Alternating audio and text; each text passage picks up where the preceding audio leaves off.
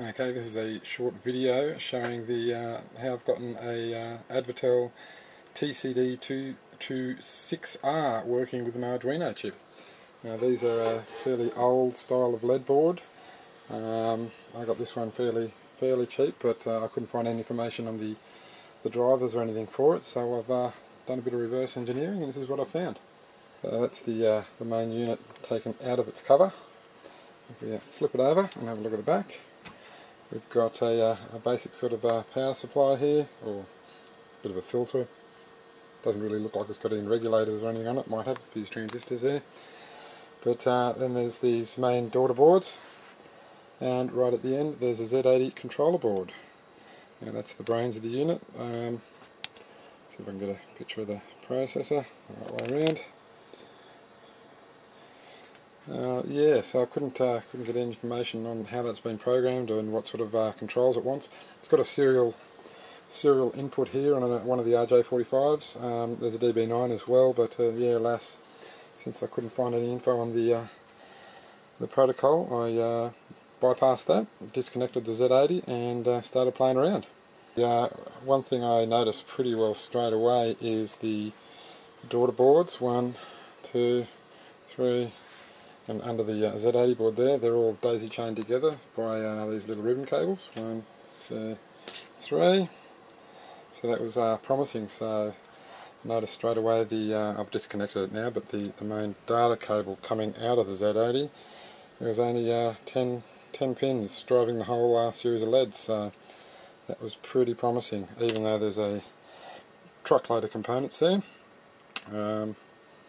Yeah, it was all fairly straightforward. Thing to note just before I rip off this power supply board to get to the guts of these daughter boards, is I took a bit of a punt and I connected 12 volts to here.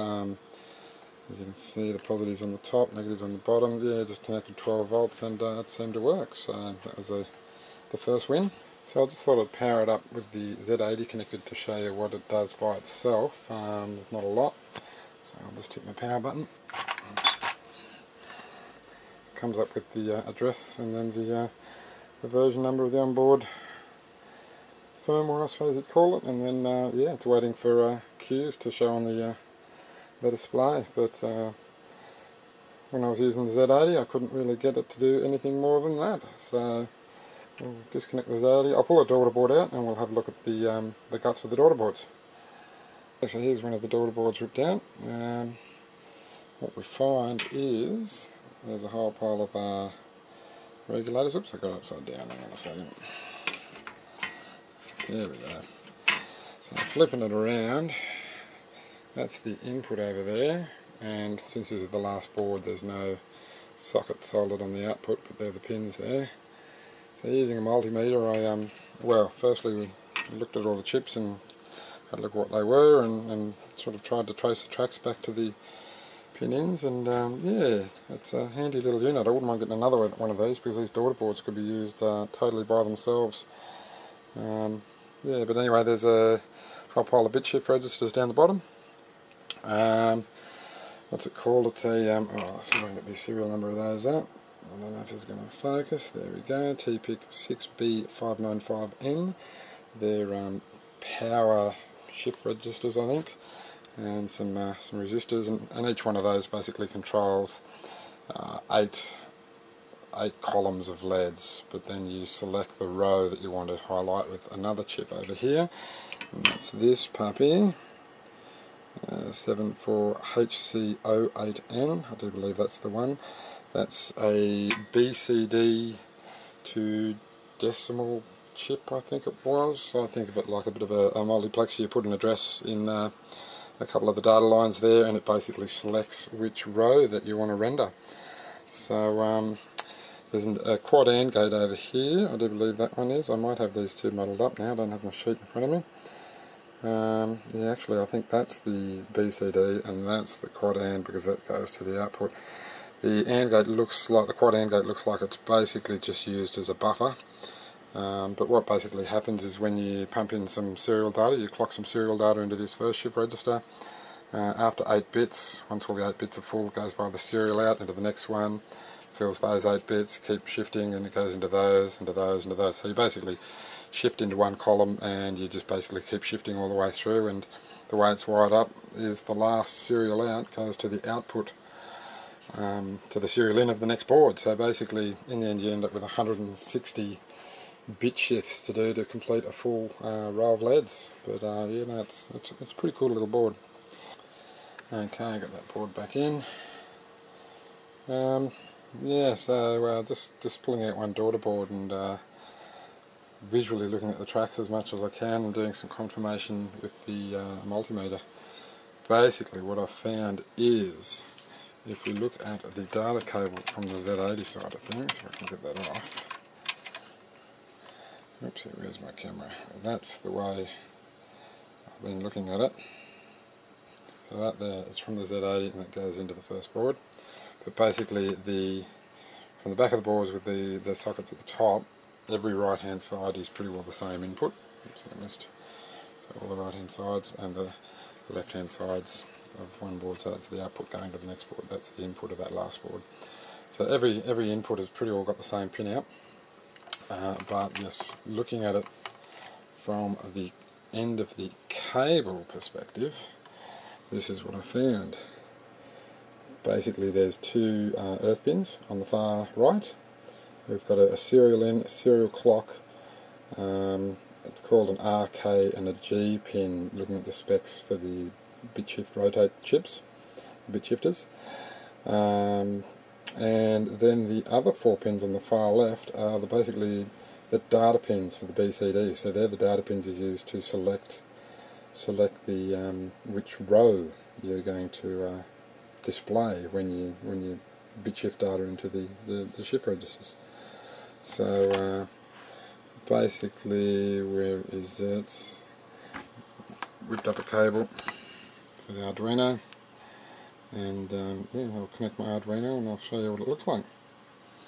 Alright, so yeah, I spent a little bit of time writing up a little bit of a, well, trying to figure out how to get the software working. So one of the first things I did once I got some basic software was to write a little Pong test thing. So that's just showing that I've basically got pixel control over the board now. I'll just load up something different. Okay, the next program's loading. I had to find a font online, so I managed to find a font generating program that actually generated a header file with all the definitions for the bitmaps for the fonts. So there's a basic font test scrolling through the available characters, and I've whipped all that into a basic Arduino library now that you can. Here's the little Arduino coming away in the background.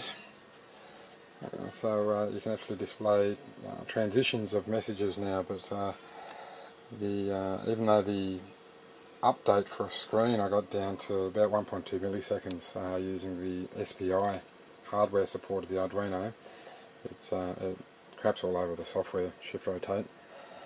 There now I'm sort of the next example I'll show you, you'll see that it's struggling a little bit. It's probably not the most efficient code, but I've got some basic functionality happening. I'll just load that up.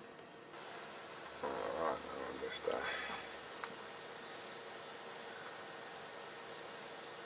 upload button here, and get to it.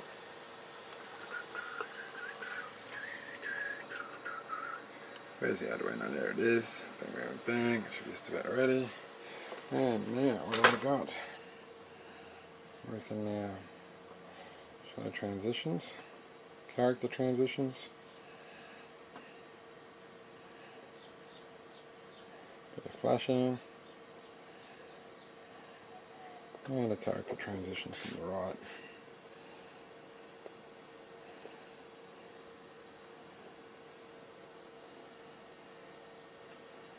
A little message that I really need to get off the computer and get a bit of a life. But I do have fun doing this stuff. Anyway, if you want a copy of the library, just drop me a message. I'll happy to share it. But if there's anyone else, I really couldn't find any information on this LED board online, so literally resorted to pulling it apart and grabbing a multimeter and and looking at the chip references and figuring out what I could, so I'm pretty happy with what I got now. Software bogs a little bit, this next transition. You can see some of the characters bleed when I do full word transitions, but and there's even a little bit of a bug here and there. This next transition has a bit of a character that's, let's wait for it. No, it must be the last transition. There's the odd bug in the code still, but you know, it's working for now. I think I've got a 20 millisecond screen update, so trying to find the balance between you know, getting rid of that flicker. I can actually see that flicker when you're close up, but if you step about 4 or 5 foot away from the board, you visually, I can't see the flicker anymore anyway, so I'm pretty sure there's a 20 millisecond update for the redraws of the screen. At 10 milliseconds you definitely can't see any flicker, but there's not a lot of clock cycles, so there's not enough clock cycles left to do the text transitions, so you just got to, well, they work, but they're a bit slow, so just trying to find that the balance between fast screen update and having enough clock cycles left to actually do some display stuff. So anyway, yeah, hope it helps someone. If you want a copy of the code, just let us know. I'll be willing to share. And one other quick look at the screen of the pinout again of that cable. That's the a golden bit of information, I think. With that, you should be able to write your own code and get the board up and running. See you next time.